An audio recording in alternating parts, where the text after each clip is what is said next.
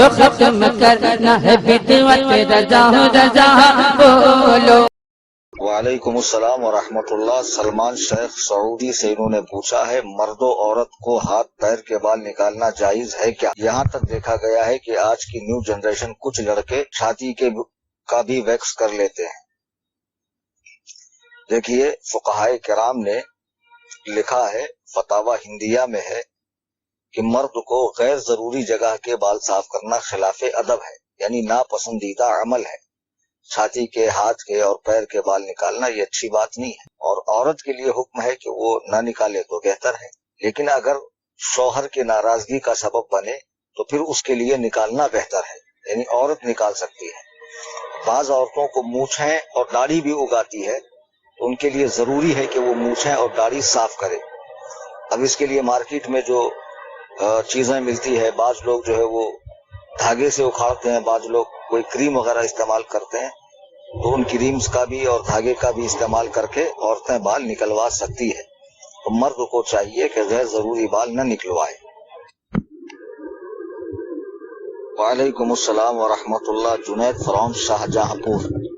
یہ بھائی صاحب سوال پوچھتے ہیں کہ میں نے سنا ہے کہ آپ حضرت ابوبکر صدیق کی آل سے ہیں، جس کے بارے میں ایک حدیث میں مشہور ہے، جب ابو بکر رسول اللہ کے ساتھ غار حرا میں تشریف لے گئے تھے اور نبی کریم صلی اللہ علیہ وسلم نے فرمایا کہ تمہاری نسل میں سانپ کا زہر اثر نہیں کرے گا، اور آج بھی اس نسل کے لوگ پر سانپ کا زہر اثر نہیں کرتا۔ دیکھیے جہاں تک میرے تعلق سے بات ہے تو میں اپنے والد کی طرف سے صدیقی نہیں ہوں۔ میری والدہ جو ہے وہ جناب حضرت ابوبکر صدیق امیر المؤمنین رضی اللہ تعالیٰ عنہ کی اولاد میں سے ہے، میری والدہ۔ اور میرے جو آبا و اجداد ہے، 2-4 پیڑھی اوپر ہم لوگ مراٹھا قوم کے لوگ ہیں۔ مہاراشٹر میں مراٹھواڑہ نام سے 7 ضلع ہیں، ان میں ایک ضلع ہے بیڑ، جو میرا آبائی وطن ہے۔ تو جو میرے آبا و اجداد تھے، ان کا جو سر نیم تھا پہلے وہ دیشمکھ تھا۔ یہ مراٹھا قوم میں ایک اونچی ذات ہے۔ تو وہ لوگ ایک بزرگ کے ہاتھ پر اسلام قبول کیا ان لوگوں نے، اور پھر وہ پورا ایک گاؤں بس گیا شیخوں کی بستی ہے۔ تو ہمارے گاؤں میں مسلمان 2 قبیلوں میں ہے، ایک خان ہے، ایک شیخ ہے۔ تو ہمارے آبا و اجداد نے جس بزرگ کے ہاتھ پہ اسلام قبول کیا، انہوں نے ان کو سرنیم شیخ دے دیا، ورنہ اس سے پہلے ہم لوگ دیشمکھ تھے۔ اور یہ جو فضیلت والی بات ہے، یہ اس شخص کے حق میں ہے جو ماں اور باپ دونوں کی طرف سے حضرت ابوبکر صدیق رضی اللہ تعالیٰ عنہ کی اولاد سے ہو۔ یہ فضیلت میرے حق میں نہیں ہے۔ وعلیکم السلام ورحمۃ اللہ۔ گوہر شیخ فرام ممبئی سے انہوں نے پوچھا، ایک شخص نے دوسرے کی کار کو غلطی سے ٹھوکا، ٹھوکنے والے کے پاس کار انشورنس نہیں تھا، اس پر انشورنس رول ٹھوکنے والے کے پاس انشورنس ہونے سے اس کی کار کا خرچہ بے قصور نے پے کیا، کیا انشورنس کا ایسا فائدہ اٹھانا چاہیے؟ بھیا میرے سوال سمجھ میں نہیں آئے، جس نے ٹھوکا اس کے پاس انشورنس نہیں تھا یا جس کی ٹھوکی اس کے پاس نہیں تھا؟ میری سمجھ میں نہیں آیا۔ جس نے کار ٹھوکا، تو اب مسئلہ میں اپنے حساب سے بتا دے رہا ہوں، میری سمجھ میں تو آپ کی بات نہیں آئی۔ جس نے کار ٹھوکا، اگر واقعیتاً اس کی غلطی تھی تو اس کو جو بھی خرچ ہے پے کر کے دینا پڑے گا۔ اب پے کرنے کے لیے بھلے وہ اپنے انشورنس کی پالیسی اس کے حق میں کر دے، تو ظاہر سی بات ہے جو اس کی اپنی چیز تھی اس نے اس کے حق میں کر دیا، تو یہ صورت بھی درست ہے۔ اگر اس کے پاس انشورنس پالیسی نہیں تھی تو یہ اپنی جیب سے بھرے، یہ صورت پہ بھی عمل کیا جا سکتا ہے۔ تو جیسا میری سمجھ میں آیا میں نے بتایا۔ اب تم کیا پوچھنا چاہ رہے تھے کل ذرا ٹھیک ٹھاک سے لکھ کر پوچھ لینا۔ وعلیکم السلام ورحمۃ اللہ۔ محمد عارف فرام ممبئی سے بھائی صاحب پوچھتے ہیں، مظہر کی نماز جماعت سے پڑھ رہے ہیں تو اس میں ہم پہلی 2 رکعات میں سورہ فاتحہ اور ایک کوئی سورہ پڑھ لیے ہیں، تو تیسری اور چوتھی رکعت میں ہمیں کچھ پڑھنا ہے یا خاموش رہنا ہے؟ بھیا آپ نے تو پہلی اور دوسری میں پڑھ کر بھی غلطی کی۔ جب مقتدی امام کے تابع ہو، امام کے پیچھے ہو، تو اس کو قرأت نہیں کرنی ہے، خواہ نماز جہری ہو یا سری ہو۔ جہری نماز ہے مغرب اور عشاء فجر کی، اور سری نماز ہے ظہر اور عصر کی، جس میں امام زور سے قرآن پڑھتا اور امام جس میں آہستہ قرآن پڑھتا، ان کو جہر و سر کہا جاتا ہے۔ اللہ کے نبی صلی اللہ علیہ وسلم فرماتے ہیں، جیسا کہ سنن نسائی کی حدیث ہے، انما جعل الامام لیؤتم به فاذا کبر فکبروا واذا قرأ فانصتوا، امام اس لیے ہے کہ تم اس کی تابع داری کرو، جب وہ تکبیر کہے تو تم تکبیر کہو، واذا قرأ فانصتوا، جب وہ قرآن پڑھے تو تم چپ رہو۔ تو امام کے پیچھے جب آپ پڑھیں گے تو پہلی، دوسری، تیسری، چوتھی کسی رکعت میں نہیں پڑھنا۔ ہاں اگر آپ خود امام ہیں تو پہلے کی 2 رکعتوں میں سورۃ الفاتحہ کے بعد ایک سورہ ملائیں گے اور اخیر کی 2 رکعتوں میں فقط سورۃ الفاتحہ پڑھ کے رکوع کریں گے۔ وعلیکم السلام، شاہ نواز کولکتہ سے پوچھتے ہیں، کل میں رائے پور کے لیے نکل رہا ہوں تو میرے لیے نماز روزے تراویح کا کیا حکم ہوگا، اور کل سفر کے دوران ظہر اور عصر خطرے میں رہیں گے۔ بھیا آپ نے یہ نہیں بتایا کہ آپ کہاں سے کہاں نکل رہے ہیں، کتنا ڈسٹنس طے کر رہے ہیں۔ 93 کلومیٹر کے ڈسٹنس پر کوئی اپنے گھر سے نکلے تو وہ شرعی مسافر کہلاتا ہے، خواہ وہ سفر حرام کام کے لیے ہی کیوں نہ کرے۔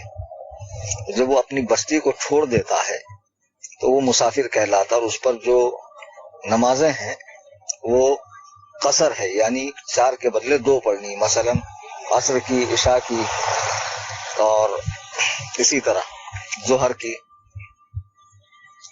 اور حالت سفر میں مسافر کو اجازت ہے چاہے تو روزہ نہ رکھے، لیکن بعد میں قضا کرنی پڑے گی۔ اب میں ایک بات آپ سے پوچھتا ہوں، اگرچہ شریعت نے اجازت دی ہے لیکن ایسا کون سا کانٹوں بھرا اور مشکلات بھرا سفر آپ کر رہے ہیں؟ ایسا تو سفر نہیں ہے آپ کا جیسا پہلے زمانے میں اونٹ پر، خچر پہ، گھوڑے پر بڑی مصیبتوں کے ساتھ سفر طے ہوتا تھا۔ اب تو ماشاءاللہ ٹرین میں سفر ہوتا ہے، اچھے سے سفر ہوتا ہے، ہر چیز مل جاتی ہے، سحر و افطار کے لیے بھی آسانی سے مل جاتی ہے۔ اور اگر آپ اے سی کوچ میں سفر کر رہے ہیں تو سبحان اللہ، اگر آپ فلائٹ سے کر رہے ہیں تو ماشاء اللہ۔ تو بہرحال میں مشورہ یہ دوں گا کہ روزہ نہ چھوڑیں، اگرچہ شریعت نے اجازت دی ہے۔ رکھوں گے تو رمضان جیسی برکتیں بعد میں تو ملنے والی نہیں ہے جو رمضان میں ملنے والی ہے، تو روزہ رکھ لیں۔ اور رہی ظہر و عصر، تو آپ ٹرین سے جا رہے ہیں تو ٹرین میں ہی آپ جو ہے نا نماز پڑھ لیں، لیکن بعد میں اپنے مقام پر پہنچ کر اس نماز کو دوہرا لیں، یہی حکم ہے۔ اور رہی تراویح، اگر چھوٹ جائے تو تراویح کی قضا نہیں ہے۔ وعلیکم السلام، محمد امجد صاحب نے کویت سے پوچھا کہ زید بکر دونوں بھائی ہیں، زید بڑا ہے جو اپنی ماں کے اوپر بہت ظلم زیادتی کرتا ہے، ماں بکر سے کہتی ہے میرے موت پر زید کو ہاتھ نہ لگانے دو، حضور اب بکر کیا کرے؟ بکر اپنے ماں کے حکم کی تعمیل کرے، چونکہ قرآن کریم میں اللہ تعالیٰ نے یہی ہمیں حکم دیا ہے کہ اپنے ماں باپ کی تابع داری کی جائے، ان کے جائز فرامین پر عمل کیا جائے۔ تو اس میں کوئی شک نہیں ہے کہ جس شخص نے اپنے ماں کے ساتھ ظلم کیا اور ماں نے سختی سے یہ بات اپنے بیٹے کو تاکید کے ساتھ کہہ دی کہ اسے میری میت میں نہ آنے دیا جائے یا ہاتھ نہ لگانے دیا جائے، تو اس چھوٹے بیٹے کا یہ فرض ہے کہ اس پر عمل کرے۔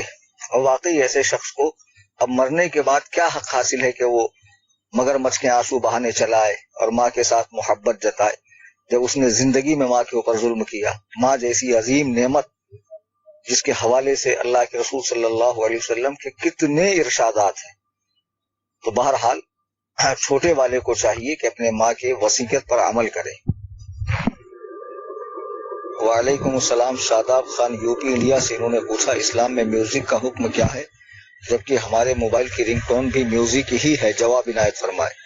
میوزک یا آلات میوزک یہ سب ناجائز و حرام ہیں، خواہ وہ طبلہ ہو، تنبور ہو، بینجو ہو، جو بھی ہو، ڈھول ہو، تاشے ہو، یہ سب شیطان کے آلات ہیں، شیطان کے کھلونے، تو یہ سب کے سب حرام ہیں۔ اب رہا موبائل کی جو رنگ ٹون ہے وہ میوزک ہے یا نہیں، یہ مجھے نہیں پتا، میں پہلی بار آپ سے سن رہا ہوں۔ جہاں تک میرا معاملہ ہے، ایک نئی بات میں آپ کو بتا دوں کہ انڈیا میں 95 میں موبائل آیا، اور میں نے 98 میں موبائل لے لیا تھا۔ اس وقت ریلائنس کا بڑا چلن تھا، وہ 500 روپے کے فون آتے تھے، سم تھنگ 98-99 میں، تو میں نے فون لیا تھا۔ پھر اس کے بعد جب 2002 کے قریب एक मल्टी मीडिया फोन नोकिया का आया तो मैंने वो परचेस किया। यानी मैं 98 से मोबाइल यूज कर रहा हूँ। आप में से बहुत सारे बच्चे तो उस वक्त पैदा भी नहीं हुए होंगे। तब से लेके आज तक मेरे मिलने वाले ग्रुप में बहुत सारे जो मुझसे बिलमुशाफा मुलाकात कर चुके हैं, वो जानते हैं कि मैं मोबाइल को कभी भी रिंग मोड पे रखता ही नहीं हूँ, वाइब्रेट मोड पे भी नहीं रखता हूँ। रिंग मोड तो बहुत दूर की बात है, वाइब्रेट मोड पे भी नहीं रखता हूँ, साइलेंट मोड पे रखता हूँ। इसलिए बहुत मर्तबा मैं अक्सर लोगों की कॉल नहीं उठाता हूँ। अभी मैं एक जगह तकरीर करने गया था छत्तीसगढ़ में, तो वो साहब कहने लगे, हजरत हम लोग 3 साल से आपको कॉल कर रहे हैं तारीख के लिए, तो इत्तेफाक से कि इस बार आपने कॉल उठा ली है। मतलब ऐसा भी होता है कि मेरे बहुत सारे बयानात ये फोन ना उठाने की वजह से चले जाते हैं। हाँ, जिनके नाम सेव होते हैं उनको मैं कॉल बैक कर लेता हूँ, और मेरे फोन में मुश्किल से 50 नंबर सेव है, मुश्किल से। मुझे बहुत एलर्जी होती है, किसी का नंबर सेव करो, उसको सामने से बार बार मैसेज करो। हाँ, कोई काम का बंदा है तो मैं उसका नंबर जरूर सेव करता हूँ। अब जाकर मैंने खालिद भाई का नंबर सेव किया। अब तक तो मेरे पास आफ्ताब का भी नंबर सेव नहीं है। बताने का मतलब ये है कि जो मोबाइल की जो आवाज है वो तो मुझे पसंद नहीं है। अभी ये म्यूजिक है या नहीं ये तो मुझे नहीं पता, लेकिन अगर ये म्यूजिक हो भी तब भी ये जायज है, और इस हद तक जायज है कि ये सिर्फ आपको वार्न करती है, आपको इत्तला करती है कि आपकी कॉल आई है। पहले तो मुझे ये पता ही नहीं कि ये म्यूजिक है, आप ये सुन लीजिए, मुझे इसके हवाले से तहकीक करनी पड़ेगी। अगर हो भी तो चूंकि उसका कोई ऑप्शन नहीं है, अगर आप नात वगैरह सेट करते हैं रिंगटोन पे तो बहुत मर्तबा आप बाथरूम में होते हैं, किसी ऐसी नामुनासिब जगह होते हैं जहां पे नाते पाक या कुरान करीम बजान को लगाना दुरुस्त नहीं होता है। तो बेहतर यह है कि मोबाइल की जो रिंगटोन हो वही आप रखें। अब अगर वो म्यूजिक हो तब भी दुरुस्त आपके हक में उसकी इजाजत होगी, वो इसलिए कि उसका मकसद सिर्फ इतना है कि आपको इत्तला करना कि आपकी कॉल आई हुई है, आपका मैसेज आया हुआ है। तो आपका मकसद वहां पे म्यूजिक सुनना नहीं होता है, ठीक है, इसलिए इजाजत है। जैसे तस्वीर कशी इस्लाम में हराम है और उलमा की एक बड़ी जमात के नजदीक आज भी हराम है, समझे। लेकिन जिन उलमा के नजदीक हराम है उन्होंने नरमी ये बरती है कि गवर्नमेंट के डॉक्यूमेंट्स के लिए, आधार कार्ड, आइडेंटिटी कार्ड, पासपोर्ट वगैरह के लिए तस्वीर खिंचाने की उन्होंने भी इजाजत दी है, जायज कहकर नहीं, सिर्फ गवर्नमेंट पॉलिसियों को मद्देनजर रखते हुए। बहरहाल यही हुक्म मोबाइल के रिंगटोन का भी है। वालेकुम अस्सलाम। मोहम्मद खालिद खान गौरी अमेरिका से साहब पूछते हैं कि यूएस में क्रेडिट कार्ड और बगैर ऐप न यूएस में क्रेडिट कार्ड और बगैर ऐप न घर रेंट पर ले सकते हैं और न कुछ और ऐसे काम कर सकते हूं जो आपके लाइफ के हैं, तो क्या करें।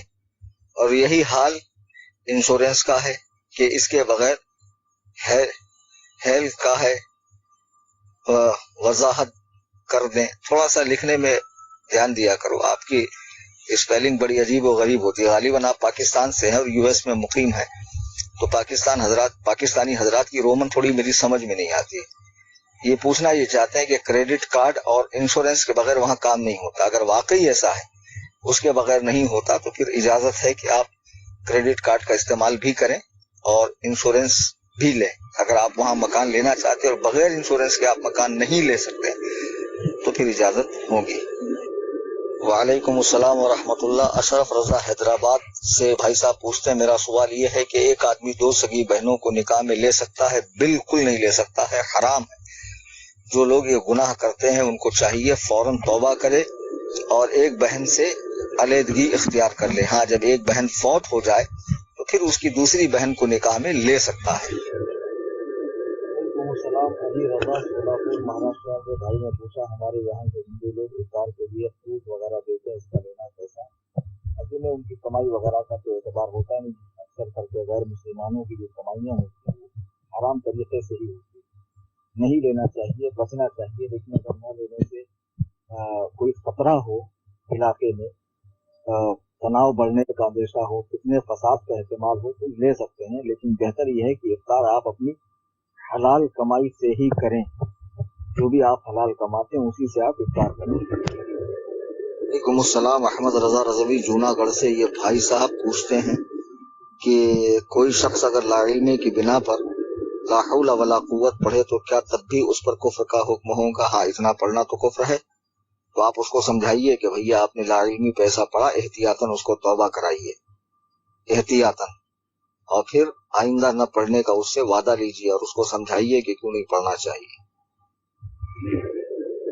वालेकुम अस्सलाम। मोहम्मद उवैस रजवी बनारस से। भाई साहब पूछते हैं क्या इनफरादी कोशिश के लिए किसी बदमजहब से दुआ सलाम और हुस्न अखलाक रखा जा सकता है और अहले सुन्नत की मस्जिद में नमाज पढ़ने दिया जा सकता है?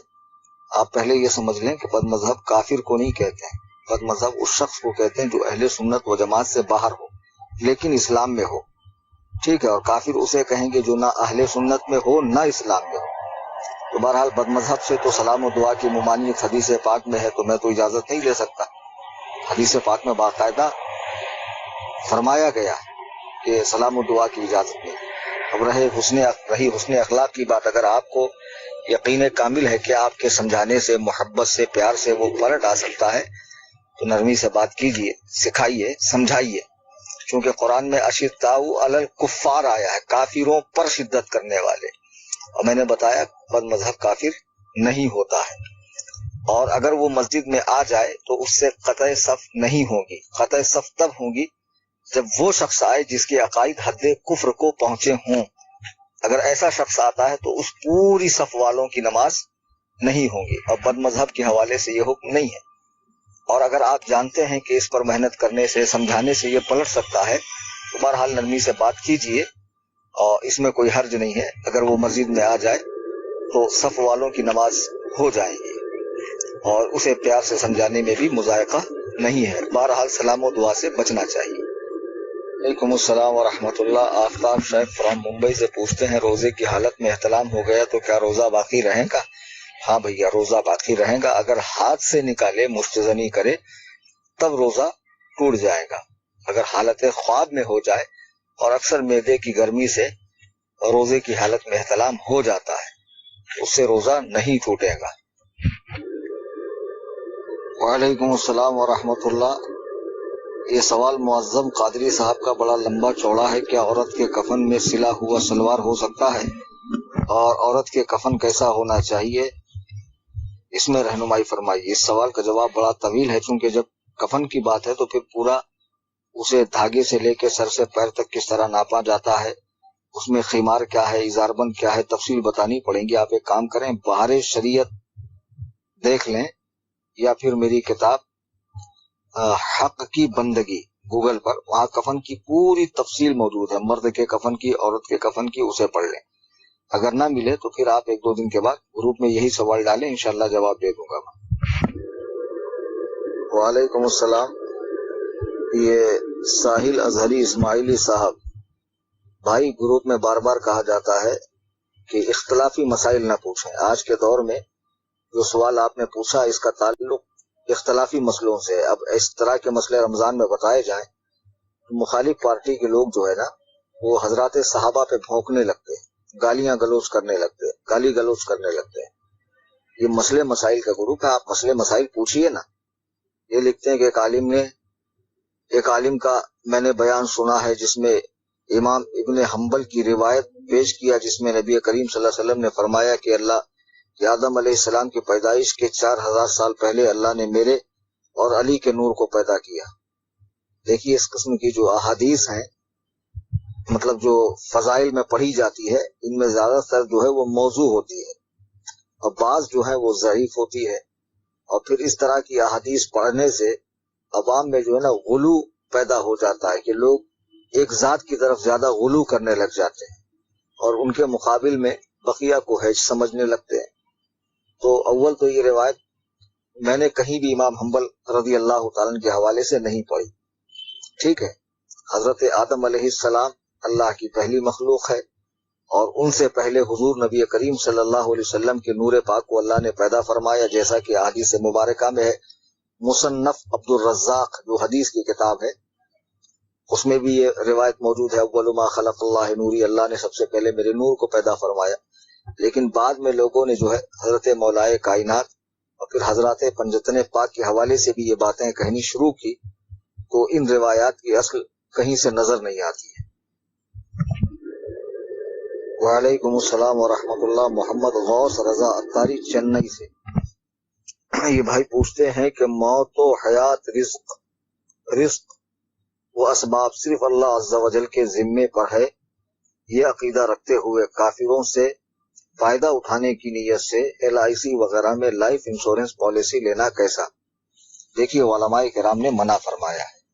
ہاں اگر کوئی شروع کی 3 قسطیں بھرنے پر قادر ہو شروع کی 3 قسطیں، یعنی کچھ اس کی پالیسی میں ہوتا ہے غالباً کہ 3 یا 4 اگر کوئی بھر دے اور پھر نہ بھر پائے تو وہ اس کو جو ہے ملے گا، یا اس کا انتقال ہونے پر ملے گا، کچھ پالیسی ہوتی ہے۔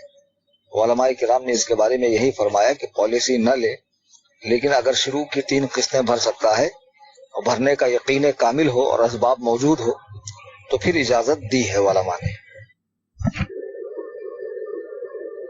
وعلیکم السلام۔ محمد قیام حنفی رضوی مشیر آباد حیدرآباد سے بھائی صاحب پوچھتے ہیں کہ جب نماز چل رہی ہو، مقتدی کچھ دیر بعد پہنچے اور نیت کر کے جماعت میں شریک ہو تو کیا مقتدی کو ثنا پڑھنا چاہیے یا خاموش رہنا چاہیے؟ خاموش رہنا چاہیے۔ جب تلاوت قرآن ہو تو قرآن کہتا ہے کہ جب قرآن کریم پڑھا جائے تو وَأَنصِتُوا خاموش رہو، فَاسْتَمِعُوا سنو، غور سے سنو اور خاموش رہو، لَعَلَّكُمْ تُرْحَمُونَ تاکہ تم پر رحم کیا جائے۔ ثنا پڑھنا سنت ہے، اور مقتدی ایسے وقت میں پہنچا جب امام نے قرأت شروع کر دی تو وہ ثنا نہ پڑھے۔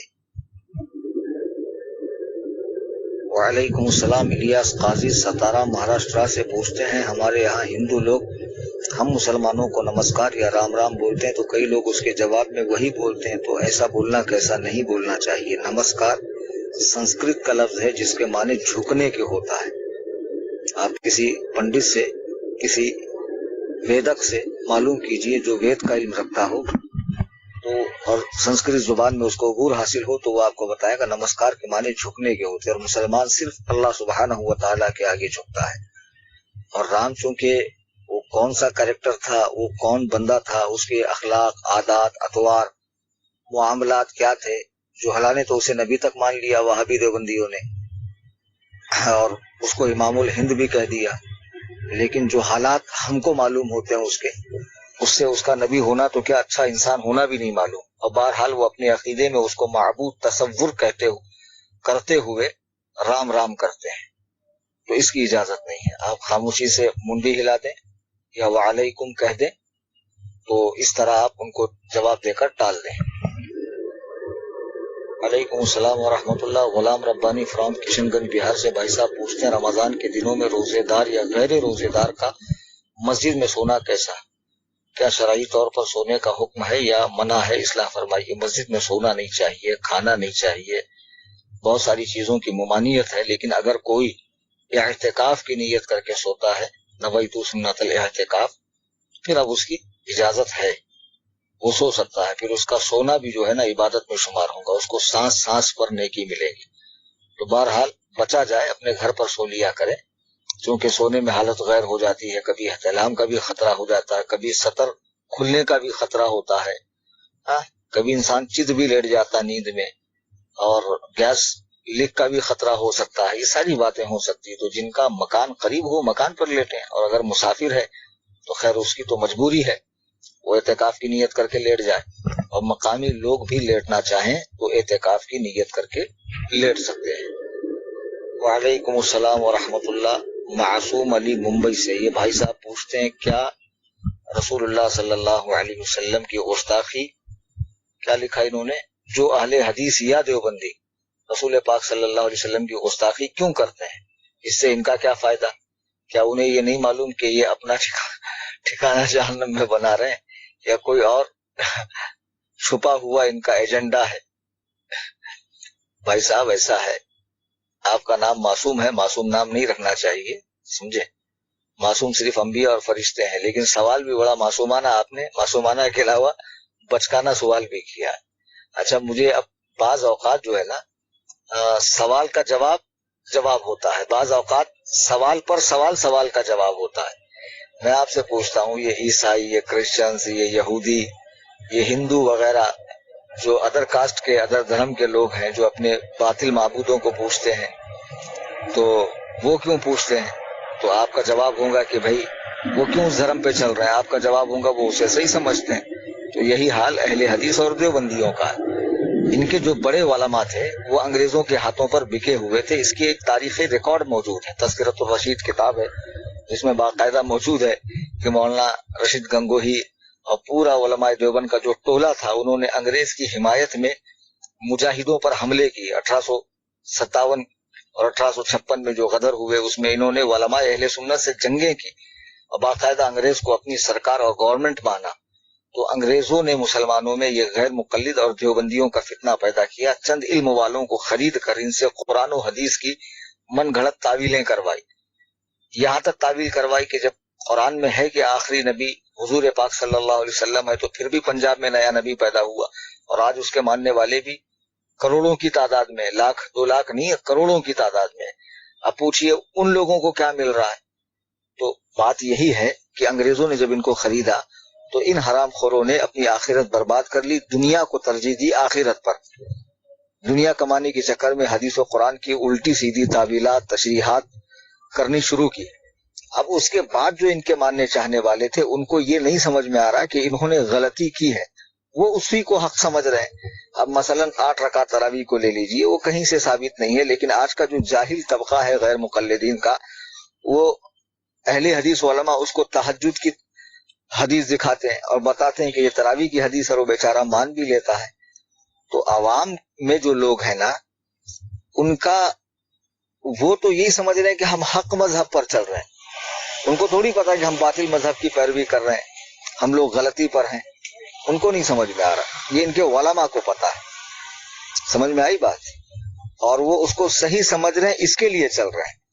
اب اسی لیے علماء اہل سنت بار بار اپنی تقریروں میں ان کا رد کرتے ہیں، ان کے علماء کی گستاخانہ عبارات دکھاتے ہیں کہ دیکھو بھیا، تمہارے علماء نے اس طرح کی باتیں لکھی ہیں اپنی کتابوں میں جو قرآن و سنت کی روشنی میں غلط ہے، تو بعض لوگ مان بھی لیتے ہیں، اس کو غلط بھی کہتے ہیں، لیکن پھر بھی ساتھ میں رہتے ہیں، ان کو بد مذہب کہا جائے گا۔ اب بعض لوگوں کو بتانے کے بعد بھی کہیں گے نہیں صحیح ہے، انہوں نے جو کہا ٹھیک ہے، پھر ایسے لوگوں کو کافر کہا جائے گا، کیونکہ وہ رسول اللہ کی گستاخی پر راضی ہیں۔ ٹھیک ہے، تو اب ہمارے علماء تو بتا رہے ہیں نا کہ آپ کے علماء کی کتابوں میں یہ باتیں لکھی ہوئی ہے، تو آپ کے جواب کا خلاصہ یہ ہے کہ ان کا اپنے دھرم پر قائم رہنا 2 باتوں کی بنا پر ہے۔ ایک تو دنیا حاصل کرنے کے لیے، ان کے آج کے جتنے علماء وہ بھی جانتے ہیں کہ ہمارا دھرم باطل ہے، بھلا اسلام، قرآن، حدیث یہ کیسے کہہ سکتا ہے کہ رسول اللہ صلی اللہ علیہ وسلم کی گستاخی کرو، انہیں معمولی بشر سمجھو، انہیں مرا ہوا مانو، انہیں علم سے پیندل مانو، ان سے زیادہ علم شیطان کو مانو؟ ایسا تو قرآن و حدیث نہیں سکھاتا، قرآن و حدیث کی تعلیم تو یہ نہیں ہے نا۔ تو ان کے علماء کو پتا ہے کہ ہم غلطی پر ہے، لیکن عوام جو ہے وہ بیچاری نہیں جانتی۔ تو علماء جو ہیں وہ پیسوں کے چکر میں، اور عوام جو ہے ان کے جبے، قبے، داڑھی، ان کے امامے اور ان کی پگڑیاں اور ان کے پیٹ کو اور قرآن کریم کو پڑھنا دیکھ کر، ان کے ماتھے پر جو ہے شامی کباب دیکھ کر، ان ساری چیزوں سے متاثر ہو کر ان کے پیچھے چل رہی ہے۔ آپ کے سوال کا مختصر میں یہ جواب ہے۔ وعلیکم السلام۔ محمد عمران نظام آباد سے بھائی صاحب پوچھتے ہیں نظام آباد کہاں ہے؟ وہ لکھا کرو، تلنگانہ میں ہے، تلنگانہ لکھ دیا کرو نا آگے۔ یہ صاحب لکھتے ہیں کسی ہاسٹل میں کوئی صاحب فروٹ تقسیم کر کے ہاسٹل کے لڑکوں کے ساتھ اور ہاسٹل کے اساتذہ کے ساتھ فوٹو کھنچوانا چاہیں تو کیا اس صورت میں فوٹو کھنچوانا جائز ہوگا؟ تو بھیا یہ کون سی دین کی تبلیغ ہے جس کے لیے اجازت ہوگی؟ دین کی تبلیغ کے لیے جب اجازت نہیں ہے تو یہ کون سی دین کی تبلیغ ہے؟ میں یہ پوچھ رہا ہوں۔ اجازت تو دین کی تبلیغ کے لیے بھی نہیں ہے۔ آئی سمجھ میں بات؟ بالکل جائز نہیں ہے۔ تصویر کشی حرام ہے، قیامت تک حرام رہیں گی، اور کوئی مائی کا لال اس مسئلے کو چیلنج نہیں کر سکتا ہے۔ ہاں، لوگوں نے ویڈیوگرافی کو تصویر نہ مان کر ضرورت کی حد تک جائز سمجھا، اور وہ لوگ کر رہے ہیں، ان سے ہمارا اختلاف ہے، چونکہ ہم ویڈیو کو بھی تصویر ہی مانتے ہیں۔ ایک جدا گانا بحث ہے۔ بہرحال اس کی اجازت نہیں ہے۔ اجازت جو علماء نے دی ہے وہ صرف اور صرف گورنمنٹ کے تقاضوں کو پورا کرنے کے لیے، ID card, PAN card, Aadhaar card, election card, passport وغیرہ ان چیزوں کے لیے بینک میں اکاؤنٹ اوپن کرنے کے لیے اجازت دی ہے۔ یہ جو صورت آپ نے بتائی ہے اس میں بالکل بھی اجازت نہیں ہے۔ وعلیکم السلام، محمد نثار حنفی فرام سعودی عرب سے کہتے ہیں زید کہتا ہے کہ کچے پیاز اور کچے لہسن کھانے سے وضو ٹوٹ جاتا ہے، یہ بات کہاں تک صحیح ہے؟ آپ رہنمائی فرمائیں۔ کچا پیاز، کچا لہسن، مولی یہ کھانا منع ہے تب جب مسجد میں آنا ہو، اس سے وضو نہیں ٹوٹتا ہے، کیونکہ اس سے رحمت کے فرشتے قریب نہیں آتے ہیں۔ کوئی وضو کے بعد اگر یہ چیزیں کھا لے تو وضو نہیں ٹوٹے گا۔ وعلیکم السلام ورحمۃ اللہ، ٹیپو سلطان میسور سے بھائی صاحب پوچھتے ہیں کہ حضور امام اعظم ابو حنیفہ رضی اللہ تعالی نے فرمایا کہ 4 رکعت والی نماز میں دوسرے رکعت میں بھول کر درود شریف پڑھا تو سجدہ سعود لکھ دیا انہوں نے، سجدہ سہو کرنا پڑے گا، اگر جان بوجھ کر پڑھا تو کیسا؟ ہاں، جو 4 رکعت والی میں 2 کے بعد التحیات کے بعد درود شریف پڑھ لے اس کو سجدہ سہو کرنا پڑے گا، اور جو جان بوجھ کر پڑھے اسے نماز دہرانی پڑے گی۔ ٹھیک ہے، اب یہ واقعہ کیا ہے کہ امام اعظم ابو حنیفہ نے یہ فتویٰ دیا تو رسول پاک صلی اللہ علیہ وسلم امام صاحب کے خواب میں تشریف لائے اور فرمایا کہ تم مجھ پر درود پڑھنے والوں کو سجدے کا حکم دیتا ہے، جو مجھ پر بھول سے درود پڑھے، تو کیا مجھ پہ درود پڑھنا تیرے لیے اتنا ناگوار گزرتا ہے؟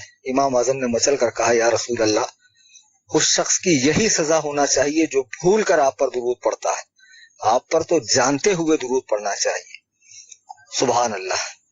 اس سے یہ بھی پتا چلا کہ امام اعظم ابو حنیفہ کے خواب میں جناب رسول کریم صلی اللہ علیہ وسلم تشریف لائے کہ جب آپ نے یہ جواب دیا تو سرکار نے مسکرایا۔ اب دوسری بات یہ، اس کا مطلب یہ نہیں ہے کہ جان کر درود پڑھنا چاہیے، جب بھول سے سجدہ سہو کا حکم ہے تو جانتے ہوئے جو پڑھے گا اس کو نماز دہرانی پڑیں گی۔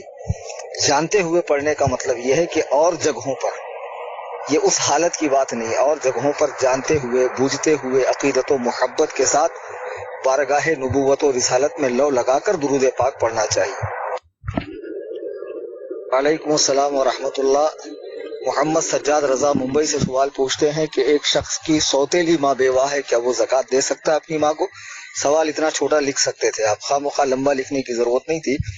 جی ہاں، سوتیلی ماں کو زکوٰۃ دے سکتا ہے، وہ اس کے اصول اور فروع میں داخل نہیں ہے جن کو زکوٰۃ دینا منع ہے۔ سوتیلی ماں کو زکوٰۃ دی جا سکتی ہے، واللہ تعالی اعلم بالصواب۔ وعلیکم السلام، محمد تسلیم انصاری مسکٹ عمان سے سوال پوچھتے ہیں کہ فرض کی تیسری یا چوتھی رکعت میں کوئی الحمد کے بعد بسم اللہ پڑھ لے تو کیا حکم ہے؟ کوئی حکم نہیں ہے، نماز ہو جائے گی، سجدہ سہو کی ضرورت نہیں ہے۔